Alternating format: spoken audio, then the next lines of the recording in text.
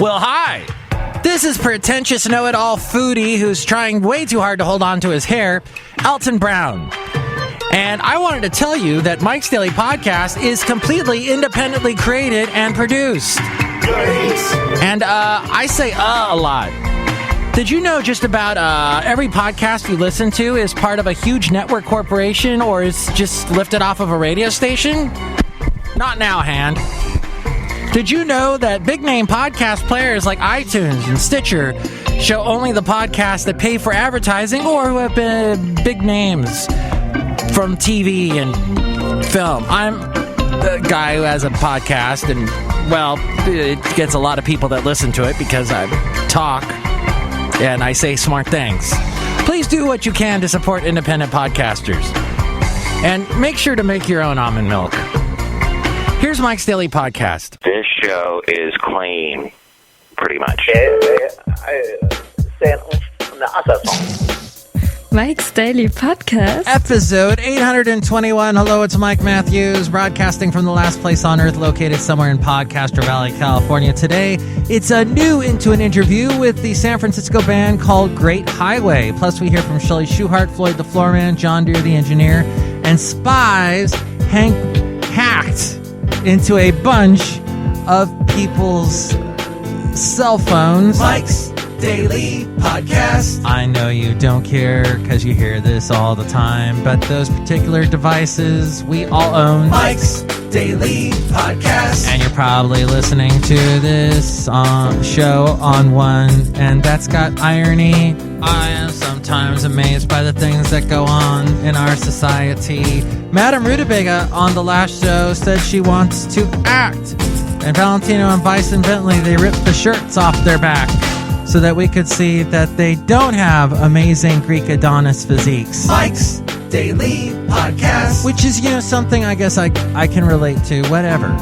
That's just how it goes for some people. Mike's and my friend Daily Pam Baumgardner Podcast writes an interesting blog. Yeah! It's called A Couple of Things.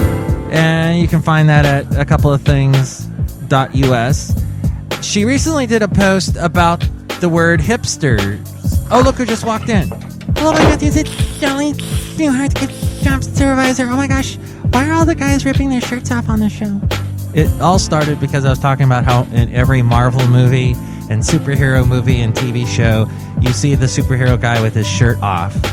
And that the people that watch these things tend to be, guys that, maybe don't have that physique. So they see that good-looking buff guy and they think, oh, maybe I should be working out, eating a bunch of eggs, and training with a trainer instead of watching this movie. So it basically is telling them to stop watching the movie, is what it's doing. It made me want to watch the movie more. Interesting. Look who else just walked in. Hello, Mike, this is Floyd the Foorman! And this is John Deere, the engineer, Mike. Yes, for Floyd and I, we enjoyed watching those parts of the movie. Uh-huh. All right, well, people like to watch different things in movies. I'm all about watching the scenes where there's always at the beginning, the people that are supposed to be working together, they never want to work together, right? In the Guardians of the Galaxy, the guys all meet each other and they're like, I don't want to work with you, you're a jerk, blah, blah, blah. Avengers, same thing. It's just, there's always that, wait a minute, I'm thinking of something. The Captain America movie, the Winter Soldier one, that one they seem to want to work together. So wait, my theory just blew up in my face. Which leads us to...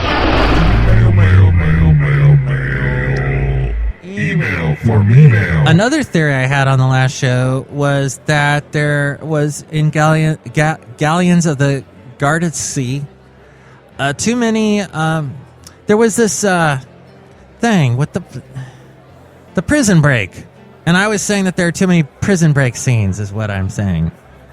Yet, I was speaking with my roommate who does the Marvel movies. Marvel at the Movies is what it is. Where they review a bunch of Marvel movies and TV shows. And he was saying, there's not been that many prison break scenes in movies. And I could not think of one right off the bat, except for I did come up with an example, and that was Star Wars, the very first episode they made, where they had to break Princess Leia out of the Death Star. That was the only thing I could think of, but it seems to me like there's too many prison movies. But there's definitely a lot of spaceships falling to planets.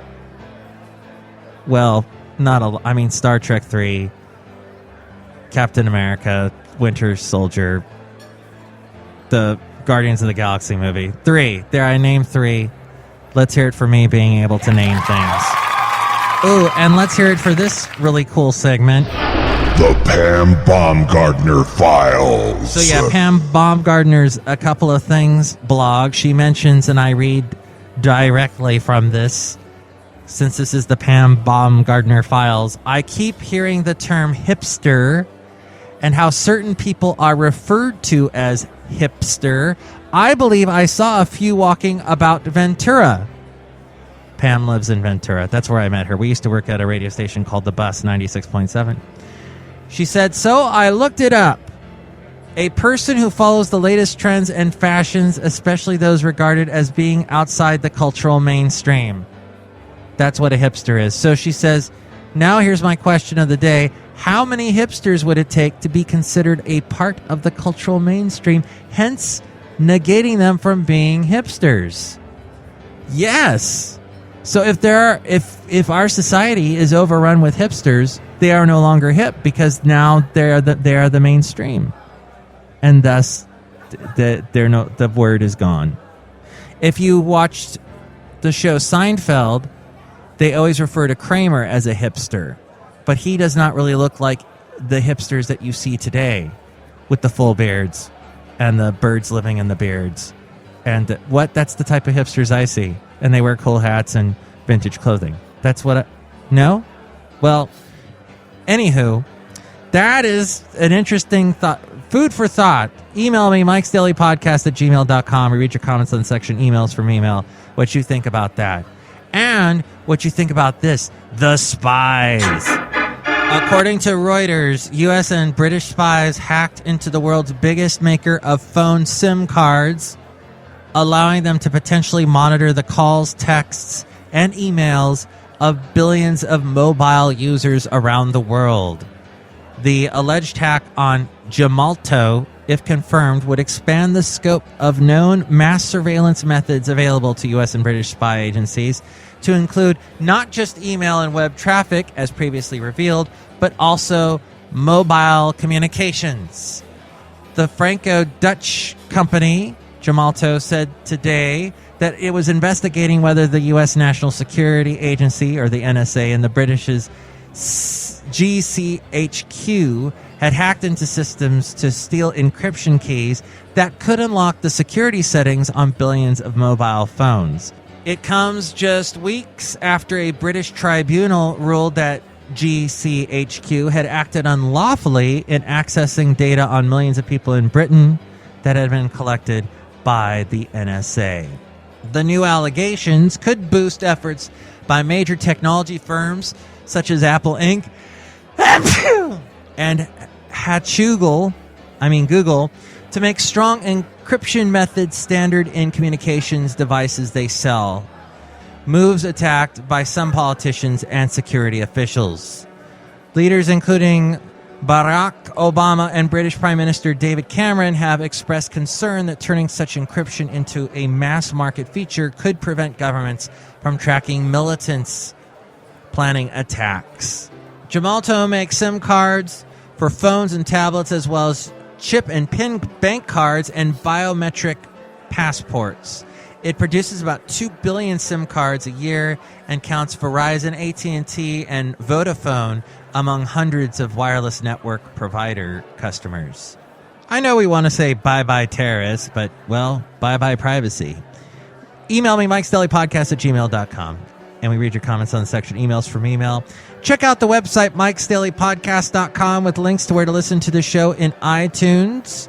And you can comment on the show and rate the show there. If you do that, more people find out about us. Because like the really bad Elton Brown impressionist said at the beginning of the show, we languish in obscurity because we don't advertise the show on Stitcher and iTunes. However, Stitcher, not as big an app as it used to be for listening to podcasts.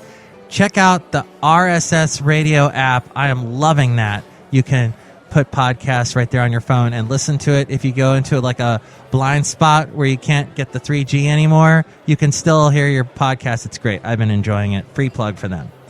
YouTube, you can also find us on SoundCloud, YouTube, TuneIn, the TuneIn Radio app, Podomatic, Mixcloud, Spreaker, and tell your friends about us through Facebook, like the Facebook page. When I post a new show, share it with your friends and more people will find out about us. Follow us on Twitter.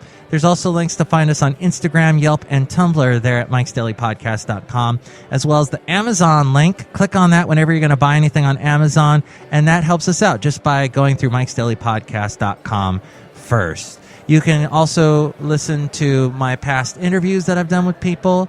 And speaking of interviews, we're going to get to that next. You can also see the daily podcast picture and my blog all there at MIKES-DAILY-PODCAST.com. Into an interview. Hello, Sarah. Hi, this is Sarah and Jason. Sarah and Jason. Awesome. It's Mike Matthews from Mike's Daily Podcast. Mike. Hello. Hey, it's Great Highway. Yeah. Are you guys in San Francisco right now? Actually in Berkeley. Berkeley. Isn't it a beautiful diamond? Castro Valley down south from you about... Castro Valley. We get it. About 30 minutes. Yeah. It's a nice day today, isn't it? Yeah, it's beautiful. Beautiful day. Well, how did you guys all get together to create Great Highway? I'll let Jason do this. Jason founded the band. You mean, how do we start? Well, we started in 2012. I guess, I started the band. I had a girlfriend at the time that was a singer-songwriter, and she and I started it as kind of a recording group, like a little invisible backstage thing only. We just wanted to fritz around with recording and see if we could put together like an album or half an album. And we didn't go live until like mid 2012. We got Sarah last year, and also our guitarist Sean, and then we got our newest DJ pretty recently. So the quartet as it is now has only been around for 3 months. And that's DJ Meredith, right? Yeah, Meredith. Yeah, she's awesome. And what were you going to say, Sarah? I was going to say, it's been... I've only been with the group for about a year, but I noticed it's been kind of an interesting pathway, because the group started out as kind of more acoustic-y and, songwriting focused, and then over time it's become this more heavy-duty, electronic-based, live-focused act, and, much more slick and, with a very definitive sound. So it's been cool to be a part of that version. Yeah, I love the sound. I'm going to play Little Black Book in a moment. I love the production in it, how it changes and it morphs, and yet your voice, Sarah, is keeping it like the consistency in it, and yet it's got all this dance feeling. You've got to dance when you hear it. So change the name, so you gotta dance. I'm gonna go into a Gene Kelly song. Excuse me. Gotta dance. Well, what got you guys into music to begin with? Making music, like Jason, you produce and work with other bands, and what got you into making music? In college, grad school, I was doing a lot of a cappella, all vocal stuff. So I was singing with groups of 10, 15 people. And that was when I first got interested in sound production, trying to see if I could mix and record groups. And it was all vocal, so it was very different. I think I kind of burned out on the all vocal stuff, and at some point I was like, geez, this would be kind of more fun with instruments. So that's really what led to starting the band. And then when I started the band, I really honed in on learning how to record and produce music in that first year, 2012. Okay. And Sarah, how about you? What got you into singing? And so I was always a singer-songwriter. I grew up listening to Fiona Apple, Tori Amos, Sarah McLachlan, and unfortunately that style is not as big as it used to be. And I tried to kind of get into performing solo, like with piano only, especially in college. And it just really wasn't that fun to perform by myself, honestly. Like, I really didn't enjoy it very much. And, I came out of college. I'd done a cappella in college as well, a lot of experience singing with local groups, and realized I could kind of do both at the same time and have it be a lot more fun. So I was in a band for a few years before this, and then I found Great Highway, and this was such a cool opportunity because I got to combine, playing in the electro pop band, but also doing this vocal harmony stuff I had already had experience with. And I think that's kind of what makes us so special, is that it's not just a normal rock group. Like, we really try to focus on that influence from choral groups, like having really tight harmonies, really interesting harmonies. Yeah. Yeah. Oh, so what's it like? When you guys make music, how do you guys do it? Where do you do it? So I guess this is a really fun band because it's so egalitarian.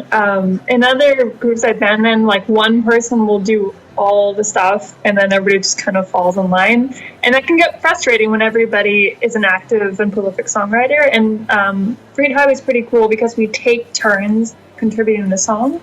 So we'll usually, like, one of us will write a full song, music and lyrics, and then we'll give it to Jason, who's like the master producer, and he'll go take it to his home studio and give us like a basic arrangement, and then we'll build on top of that. So everybody really gets to have their say in it, and we get to contribute whatever we feel most passionate about. Like, I get to write, the synth line, and our guitarist Sean will get to write a really awesome solo, and yeah, it works pretty well. I think we got a good system. I think I saw a picture on your Facebook, and I think there's is it Jason sitting like in his pajamas at like a dinner table with his laptop, and I don't know, that's entirely possible. Oh yeah, that was during, we did a retreat recently to a cabin, and we wrote a bunch of music in our pajamas. It's pretty fun. We're pretty casual. Yeah, see, that's the kind of podcast. Is there a pajama podcast yet? That's what I should call this show. But now we're gonna steal it. Oh, dang it! All right, well then I have to be a guest on it at some point. Okay, deal. So let's play the song "Little Black Book." And what was the inspiration for the song? So this one is total female empowerment breakup song. This is inspired a lot by like LaRue and Metric and kind of these really badass female artists that are, aren't scared to be a little bit edgy. And so this was definitely like the screw you breakup song. And I love singing it. We love playing it. It's really fun. And as you said, you kind of got to dance when you listen to it. I love all your musical influences you're saying, Sarah. I'm like, I've got that album, got Fiona, got Sarah, got LaRue. Got them all. Although I don't have the new LaRue, but it's really good. I don't. All right, well, let's hear Little Black Book. It's Great Highway. I'm talking to Jason Hunter and Sarah Morgan on Mike's Daily Podcast.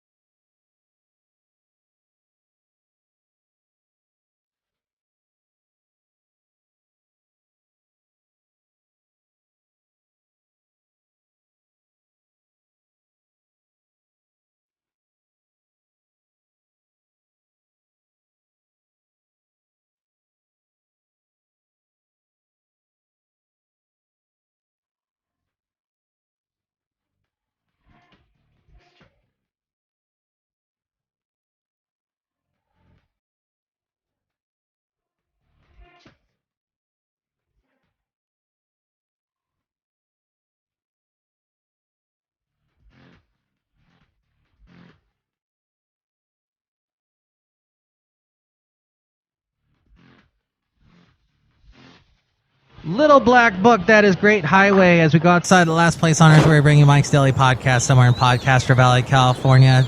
The next show, we will bring you the finale of my interview with Great Highway. And here's today's podcast picture. The picture is of Great Highway. You can see them there at MIKEs-DAILY-PODCAST.com. The unique group of people that make the great music that you hear in the band Great Highway. There you go. Mike Matthews, why did you make like that big description about that picture? It was just something I felt like a museum curator, tour guide that was saying, look at this picture on the wall. It presents to you for individuals that make up a band. Oh, Mike Matthews, that's fascinating. Are any of them going to take off their shirts? No. I think we're done with that. Because that bit of insanity was crazy. And Madame Rutabaga wanting to learn how to act. Isn't that great, Chely? Yeah, I thought about acting, but then I thought it's like stupid because every movie has to do with breaking out of a prison or a spaceship falling to Earth or a bunch of people that are a ragtag team that don't want to work together. They have to work together because of the circumstances. Right. You agree with me exactly on point as much as I do. Exactly, Mike Matthews, what you just said. Thank you, Chely. You're beautiful. I know.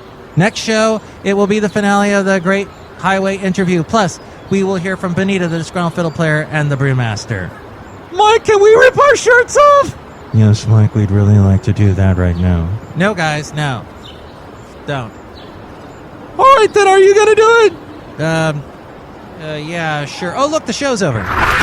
Mike's Daily Podcast is written and produced and performed by Mike Matthews. His podcast is super easy to find. Download or listen to his show and read his blog at MIKEs-DAILY-PODCAST.com. Email Mike now at MIKEs-DAILY-PODCAST@gmail.com. See you tomorrow. Bye!